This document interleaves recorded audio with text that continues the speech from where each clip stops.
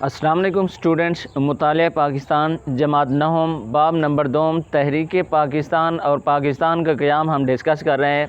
اس chapter کا آج کا ہمارا ٹاپک ہے وہ یہ ہے کہ پہلے وزیر اعظم کی حیثیت سے لیاقت علی خان کی خدمات اور کارنامے، جس کو انگلش میں کہتے ہیں Liaquat Ali Khan's role and achievements as first prime minister, کہ جب پہلے وزیر اعظم تھے لیاقت علی خان تو انہوں نے کون سی خدمات پاکستان کے لیے سر انجام دی اور کون سے نمایاں کارنامے سر انجام دیے، کہ پاکستان کے لیے انہوں نے ایز اے وزیر اعظم، جب وہ وزیر اعظم تھے تو انہوں نے کیا خدمات سر انجام دی۔ اس حوالے سے آج ہم نے ڈسکس کرنا ہے کہ پہلے وزیر اعظم کی حیثیت سے لیاقت علی خان کی خدمات اور کارنامے۔ اس ٹاپک کی ڈیٹیل میں جانے سے پہلے ہمیں پتہ ہونا چاہیے کہ وزیر اعظم کس چیز کو کہتے ہیں۔ اسٹوڈنٹ سب سے پہلے آپ کو پتہ ہونا چاہیے کہ جیسے پہلے وقتوں میں بادشاہ ہوا کرتے تھے اور بادشاہوں کے وزیر ہوا کرتے تھے، اسی طرح آج کل کے دور کے اندر جیسے پاکستان کے اندر ایک صدر ہوتا ہے اور صدر کے انڈر جو چھوٹے افسران ہوتے ہیں، جو چھوٹے لوگ ہوتے ہیں، ان کو کیا کہتے ہیں؟ وزیر کہتے ہیں۔ اور ان وزیروں میں ایک سب سے بڑا وزیر ہوتا ہے جس کو کیا کہتے ہیں؟ وزیر اعظم۔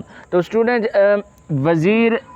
وزیر سے مراد وزیر ہی ہوتا ہے کہ بادشاہ کے وزیر ہوتے ہیں، جیسے صدر ہے اور صدر کے انڈر جو کام کرتے ہیں، صدر کے جو احکامات مانتے ہیں وہ کیا ہوتے ہیں؟ وزیر ہوتے ہیں۔ اچھا، وزیر اعظم سے کیا مراد ہے؟ کہ بہت سارے وزیر ہوتے ہیں اور ان میں سے جو سب سے بڑا وزیر ہوتا ہے اس کو ہم کیا کہتے ہیں؟ وزیر اعظم۔ اعظم نکلا ہوا ہے عظیم سے، لفظ اعظم نکلا ہوا ہے عظیم سے۔ عظیم کا مطلب ہوتا ہے بڑا۔ وزیر اعظم سے مراد سب سے بڑا وزیر، وزیر اعظم سے مراد سب سے بڑا وزیر، جو کہ صدر کے بعد بڑا انسان ہوتا ہے، جس کا مقام، رتبہ، جس کے پاس اختیارات زیادہ ہوتے ہیں، وہ کون ہوتا ہے؟ وزیر اعظم کے پاس اختیارات زیادہ ہوتے ہیں۔ لیکن پاکستان کے اندر کچھ ہے یوں کہ مقام، رتبہ جو ہے صدر کا بڑا ہے۔ آج کل کی بات ہو رہی ہے، مقام، رتبہ صدر کا بڑا ہے، صرف اس نے سائن وغیرہ کرنے ہوتے ہیں، ویریفیکیشن وغیرہ کرنی ہوتی ہے، لیکن سارے کے سارے اختیارات کس کے پاس ہیں آج کل پاکستان کے اندر؟ وزیر اعظم کے پاس ہیں۔ وزیر اعظم سمری بھیجتا ہے کوئی بھی چیز ویریفیکیشن کرنے کے لیے، صرف اس نے کیا کرنا ہوتا ہے؟ صدر نے ویریفیکیشن کرنی ہوتی ہے، سائن کرنے ہوتے ہیں، اور وہ کام کمپلیٹ سمجھا جاتا ہے، ویریفائڈ سمجھا جاتا ہے۔ اچھا، آپ کو پتہ ہونا چاہیے کہ جب پاکستان 14 اگست 1947 کو دنیا کے نقشے پر ابھرا، پاکستان 14 اگست 1947 کو جب آزاد ہوا تو اس وقت 15 اگست 1947 کو قائد اعظم نے گورنر جنرل کی حیثیت سے حلف اٹھایا اور لیاقت علی خان نے پہلے وزیر اعظم کی حیثیت سے حلف اٹھایا۔ مطلب یہ کہ ہمارے پہلے گورنر جنرل قائد اعظم بنے اور پہلے وزیر اعظم کون بنے؟ لیاقت علی خان بنے۔ تو لیاقت علی خان نے اپنے دور میں جب وہ وزیر اعظم تھے، انہوں نے کیا پاکستان کے لیے خدمات سر انجام دیں اور کون سے کارنامے سر انجام دیے، اس حوالے سے آج ہم نے کیا کرنا ہے؟ ڈسکس کرنا ہے۔ تو سب سے پہلے جو نمایاں چیزیں ہیں وہ میں نے لکھ دی ہیں وائٹ بورڈ پہ، کہ 1949 میں اسمبلی میں قرارداد مقاصد منظور کرائی۔ انہوں نے اپنے دور میں 12 مارچ 1949 کو قرارداد مقاصد منظور کروائی۔ لیکن قرارداد مقاصد والا جو ٹاپک ہے، جو کہ ایک انتہائی اہم لانگ ٹاپک ہے، اس کو انشاءاللہ ہم نیکسٹ لیکچر کے اندر ڈیٹیل کے ساتھ ڈسکس کریں گے۔ یہاں پہ صرف ایسے سمجھ لیں کہ وزیر اعظم لیاقت علی خان نے 1949 میں اسمبلی میں قرارداد مقاصد منظور کرائی۔ اس کے بعد ہے کہ 1950 میں لیاقت علی خان نے امریکہ کا دورہ کیا اس کے بعد ہے کہ 16 اکتوبر 1951 کو لیاقت علی خان کو راول پنڈی کے کمپنی باغ میں گولی مار کر شہید کر دیا گیا۔ تو یہ چیزیں آج ہم نے ڈیٹیل کے ساتھ ڈسکس کرنی ہے کہ لیاقت علی خان کون تھے، لیاقت علی خان جب پہلے وزیر اعظم بنے تو انہوں نے کون سی خدمات اور نمایاں کارنامے سر انجام دیے، اس حوالے سے ہم نے ڈسکس کرنا ہے۔ تو اسٹوڈنٹ آپ کی کتاب سے پڑھتے جاتے ہیں اور آپ کو سمجھاتے بھی جاتے ہیں۔ ہمارا ٹاپک ہے کہ پہلے وزیر اعظم کی حیثیت سے لیاقت علی خان کی خدمات اور کارنامے، Liaquat Ali Khan's role and achievements as first prime minister. Pakistan کے پہلے وزیر اعظم لیاقت علی خان قائد اعظم محمد علی جناح کے دست راست تھے۔ کہ پاکستان کے پہلے وزیر اعظم لیاقت علی خان قائد اعظم محمد علی جناح کے دست راست تھے۔ دست راست سے کیا مراد؟ کہ دست راست سے مراد کہ انتہائی قریبی ساتھی تھے۔ دست راست تھے مطلب کہ انتہائی قریبی ساتھی تھے، ایک اچھے دوست تھے قائد اعظم کے۔ دست راست سے مراد پنجاب میں داخل ہونے والے مہاجرین کے سیلاب کو سنبھالنا بہت مشکل مسئلہ تھا۔ کہ جب پاکستان اور انڈیا بنے، جب برصغیر کی تقسیم ہوئی تو کچھ لوگ انڈیا سے پاکستان آ رہے تھے اور کچھ لوگ پاکستان سے انڈیا جا رہے تھے، مطلب کہ مسلمان تھے پاکستان کی طرف آ رہے تھے جب برصغیر کی تقسیم ہوئی، اور جو ہندو تھے وہ پاکستان سے انڈیا کی طرف جا رہے تھے۔ تو اس وقت جب برصغیر کو تقسیم کیا گیا اور پنجاب کو دو حصوں میں تقسیم کیا گیا، تو پنجاب سے آنے والے جو مسلمان تھے، جو مہاجرین تھے، مطلب کہ پنجاب مشترکہ جو پہلے پنجاب تھا اس کو چھوڑ کر آنے والے پنجاب کے اندر داخل ہونے والے جو مہاجرین تھے ان کو سنبھالنا ایک بہت مشکل کام تھا۔ قائد اعظم رحمۃ اللہ علیہ کی ہدایت پر آپ نے پنجاب مہاجر کونسل کے چیئرمین کی حیثیت سے مہاجرین کی آبادکاری کی۔ کہ قائد اعظم رحمۃ اللہ علیہ کی ہدایت پہ آپ نے ایک مہاجر کونسل قائم کی، جس کے چیئرمین بھی خود لیاقت علی خان تھے، اور انہیں ضروریات زندگی کی فراہمی کے کام کی نگرانی کی، اور مہاجر کونسل کی کیا کی؟ نگرانی کی، اور جو مہاجرین آ رہے تھے پنجاب میں داخل ہو رہے تھے ان کی کیا کی؟ دیکھ بھال کی کہ ان کو کون سی چیزوں کی ضرورت ہے، کھانے، خوراک، ادویات، رہن سہن کی ہر حوالے سے لیاقت علی خان نے کونسل کے چیئرمین ہوتے ہوئے نگرانی کی، دیکھ بھال کی، ان کو ایک اچھے طریقے سے سنبھالا۔ قیام پاکستان کے بعد بھارت میں مسلمانوں سے سخت نفرت کے باعث ہندو مسلم فسادات معمول بن چکے تھے۔ کہ جب پاکستان بنا، قیام پاکستان سے مراد کہ جب پاکستان بنا کہ ہندو اور مسلمانوں کے درمیان ایک دوسرے کے خلاف شدید قسم کی نفرتیں تھیں۔ تو اس وجہ سے جب برصغیر کو دو حصوں میں تقسیم کیا گیا تو جو انڈیا کے لوگ تھے، جو ہندو تھے، انہوں نے مسلمانوں کا قتل و غارت کرنا شروع کر دیا۔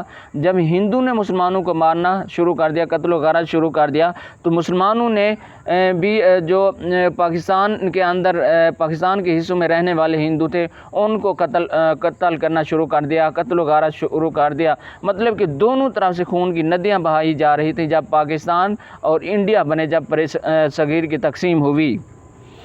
آپ نے پنجاب میں مسلمانوں کا قتل عام رکوانے کے لیے پنڈت جواہر لال نہرو کے ساتھ سرحدی علاقوں کا دورہ کیا اور انسانی خون بہانے کی مکروہ حرکت سے باز رہنے کی اپیل کی۔ کہ آپ نے پنجاب میں مسلمانوں کا قتل عام رکوانے کے لیے، پنجاب میں مسلمانوں کا قتل عام رکوانے کے لیے، باقی جگہوں پہ بھی تو ہو رہا تھا، لیکن پنجاب کے اندر سکھ لوگوں نے اتنی تباہی مچائی ہوئی تھی، اتنے مسلمانوں کو قتل کر رہے تھے جو انڈیا کو چھوڑ کے پاکستان کی طرف آ رہے تھے، کہ آپ لوگ سوچ بھی نہیں سکتے کہ مسلمانوں کو اتنا قتل کیا ان سکھ لوگوں نے ہندوؤں سے بھی مسلمانوں کی دشمنی میں یہ سکھ لوگ آگے بڑھ گئے، اتنا مطلب کہ سکھوں نے اس وقت مسلمانوں کو قتل کیا۔ تو لیاقت علی خان نے جواہر لال نہرو سے بات کی کہ اس مسئلے کو حل کیا جائے، کہ اس گھٹیا گھنونے کام قتل و غارت کے والے کام کو جو ہے فی الفور روکا جائے، فوراً روکا جائے، مطلب کہ خون جو بہایا جا رہا ہے بے قصور لوگوں کا اس کو روکا جائے۔ تو جواہر لال نہرو کے ساتھ انہوں نے بات چیت کی اور سرحد کا دورہ کیا تاکہ اس کو جلد از جلد ان چیزوں کو قتل و غارت کو روکا جا سکے۔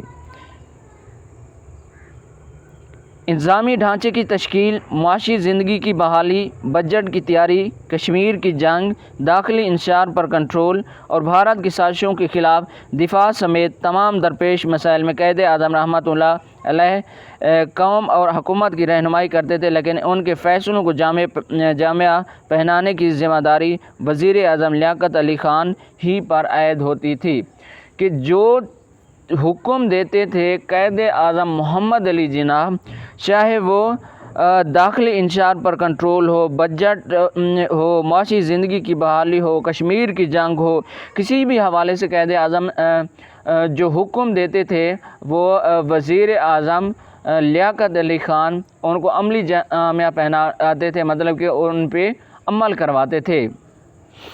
قائد اعظم رحمۃ اللہ علیہ کی وفات کے بعد جب قوم کے حوصلے پست ہو رہے تھے اور بھارتی قیادت پاکستان کے خلاف مسلسل سازشیں کر رہی تھی، ایسے حالات میں آپ ہی قوم کے ترجمان اور قائد تھے، کہ قائد اعظم رحمۃ اللہ علیہ جب اس دنیا سے وفات پا گئے، اس دنیا سے رخصت ہوئے، تو قوم پریشانی کے عالم میں تھی، قوم انتہائی غمگین تھی کہ اب ہماری رہنمائی کون کرے گا۔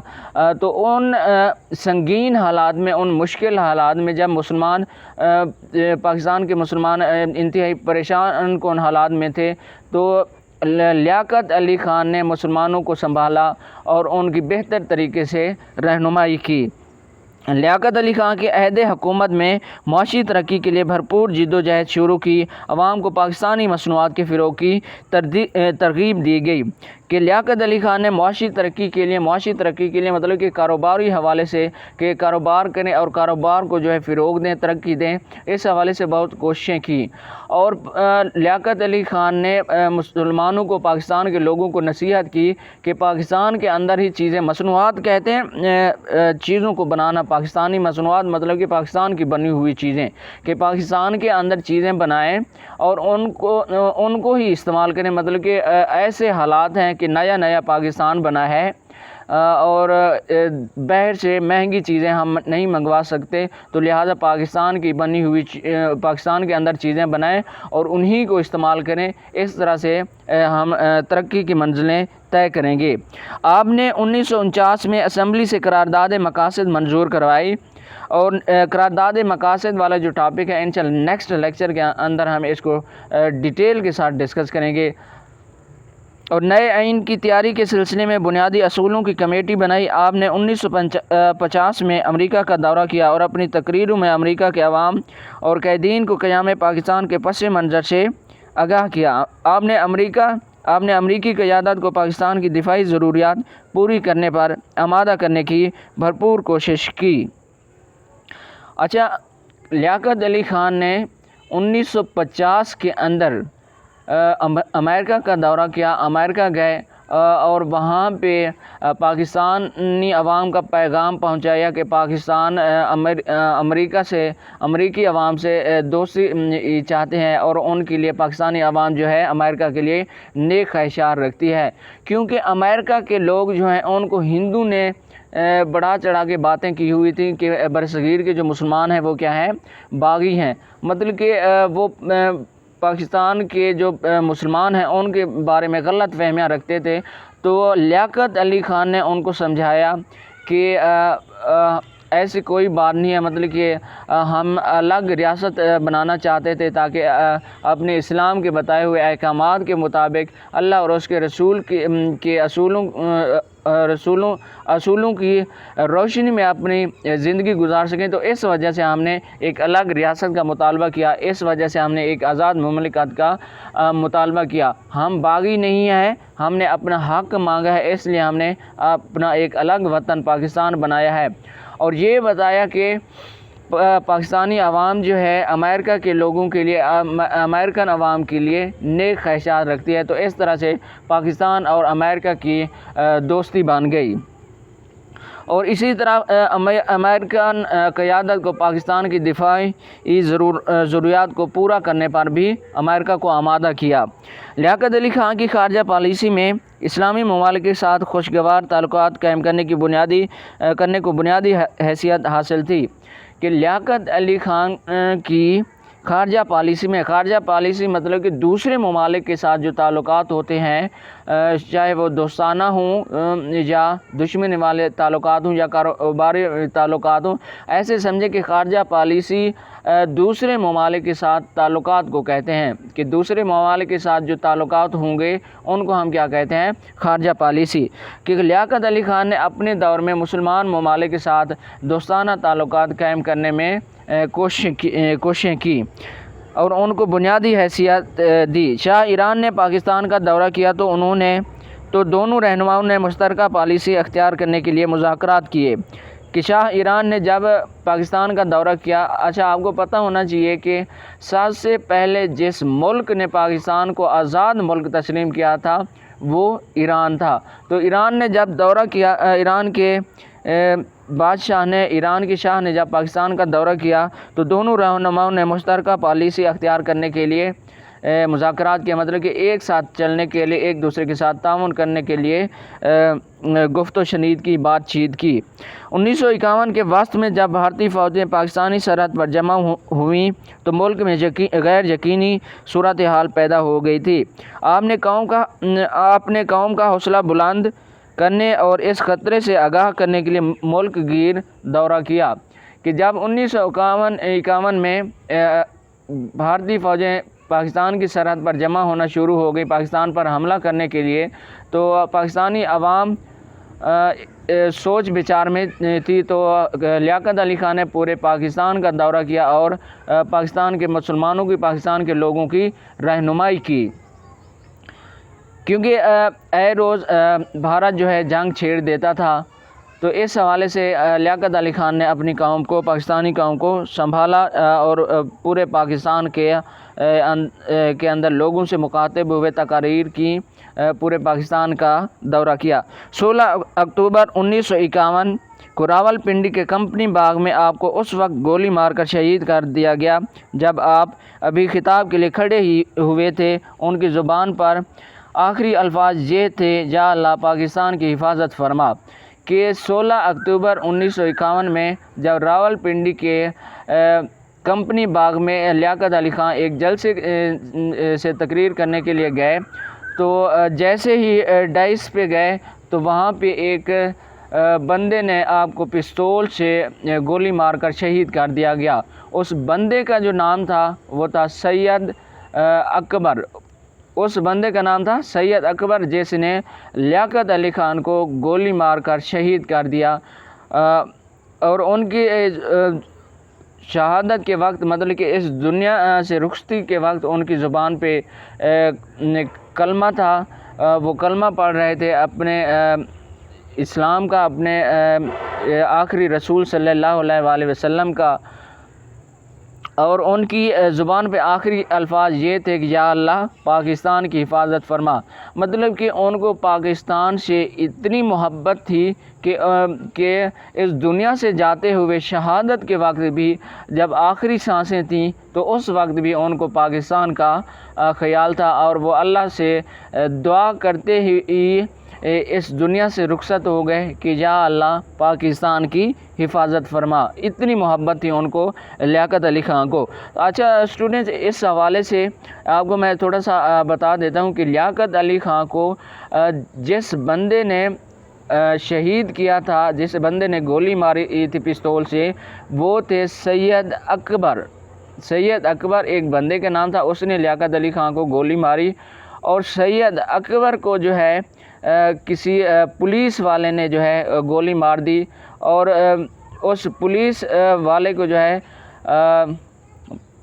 جبری طور پہ ریٹائر کر دیا گیا، پینشن دے کر ریٹائر کر دیا گیا، اور بہت سارے جو افسران، پولیس افسران تھے، جو کمشنر وغیرہ تھے، جو تحقیقات کر رہے تھے، ان کو ریٹائر کر دیا گیا۔ مطلب کہ ایسی سازش کی گئی کہ ان کا آج تک جو ہے لیاقت علی خان کے جو ملزمان تھے، جو مجرم تھے، ان کو آج تک سزا نہیں ہو سکی، کیونکہ ایک سازش کے تحت لیاقت علی خان کو شہید کر دیا گیا۔ قوم نے لیاقت علی خان کو ان کی عظیم خدمات پر قائد ملت کا خطاب دیا کہ جو عظیم خدمات دی لیاقت علی خان نے اپنے دور میں، ان کی بنا پر قوم نے ان کو قائد ملت، مطلب کہ قوم کا رہنما کا خطاب دیا، اور کمپنی باغ کو لیاقت باغ کے نام سے موسوم کر کے ہمیشہ کے لیے ان کی ملی خدمات کا اعتراف کر لیا۔ آپ کو قائد اعظم کے مزار کے احاطے میں دفن کیا گیا کہ لیاقت باغ نام رکھ دیا گیا۔ راولپنڈی کا ایک باغ تھا جس کے اندر جلسہ ہو رہا تھا، باغ تھا جیسے کوئی پارک وغیرہ ہوتا ہے، اس کے اندر جلسہ ہو رہا تھا۔ جیسے لیاقت علی خان گئے ڈائس پہ تقریر کرنے کے لیے، قوم سے خطاب کرنے کے لیے، قوم سے بات کرنے کے لیے، تو ان کو گولی مار کر شہید کر دیا گیا۔ اور اس باغ کا نام پہلے تھا کمپنی باغ، لیکن آپ کی شہادت کے بعد اس باغ کا نام لیاقت باغ نام رکھ دیا گیا، کیونکہ لیاقت علی خان کی اتنی عظیم خدمات تھی تاکہ لوگ لیاقت علی خان کو بھولیں نہ کہ اس پارک کا نام جو ہے لیاقت باغ ہے۔ لیاقت باغ کا نام لیاقت باغ کیوں رکھا گیا؟ تو اس وجہ سے اس باغ کا نام لیاقت باغ رکھ دیا گیا۔ آپ کو قائد اعظم کے مزار کے احاطے میں دفن کیا گیا کہ آپ کو قائد اعظم کا جہاں پہ مزار ہے، جہاں پہ قائد اعظم کو دفن کیا گیا، جہاں پہ قائد اعظم رحمۃ اللہ علیہ آرام فرما رہے ہیں، اسی کے احاطے میں لیاقت علی خان کو دفن کیا گیا۔ ان کی جو آرام گاہ ہے، مطلب کہ قبر ہے، وہاں بنا دی گئی قائد اعظم کے مزار کے ساتھ ہی۔ تو اسٹوڈنٹ، یہ تھا آج کا ہمارا ٹاپک کہ پہلے وزیر اعظم کی حیثیت سے لیاقت علی خان کی خدمات اور کارنامے۔ تو نیکسٹ انشاءاللہ ہم ڈسکس کریں گے کہ قرارداد مقاصد، جس کو آبجیکٹیو ریزولوشن کہتے ہیں، انشاءاللہ اس کو ہم ڈیٹیل کے ساتھ نیکسٹ لیکچر کے اندر ڈسکس کریں گے۔ تو اسٹوڈنٹ چینل کو سبسکرائب کریں، کمنٹ کریں اور ویڈیو کو لائک کریں۔ اللہ حافظ۔